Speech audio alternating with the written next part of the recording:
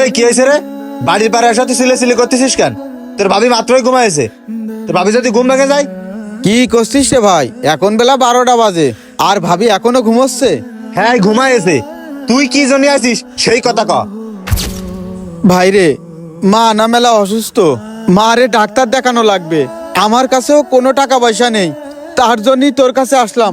তুই যদি কিছু টাকা দিতিস, মা রে ডাক্তার দেখাতে পারতাম। আমার কাছে যেই 15 দিন ছিল সেই সময় তো মা অসুস্থ হয়নি। তোর কাছে যার পরপরই মা অসুস্থ হয়ে গেছে।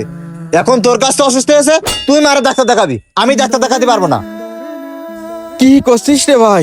মার অবস্থা বেশি ভালো না, ডাক্তার দেখানোই লাগবে। ভাই রে, তুই আমারে 3,000 টাকা দে, আমি মারে ডাক্তার দেখাই নিয়ে আসি। আমার কাছে যে টাকা ছিল গ্রামের ডাক্তারের তো ওষুধ খাওয়াইছি, আর এই কয়দিন ইজি বাইকও চালাতে পারতেছি না, যার কারণে আমার কাছে কোনো টাকা পয়সা নেই। শোন ভাই, মারে ডাক্তার দেখানোর মতো টাকা পয়সা আমার কাছে নেই।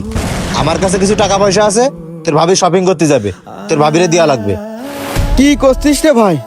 মার থেকে তোর কাছে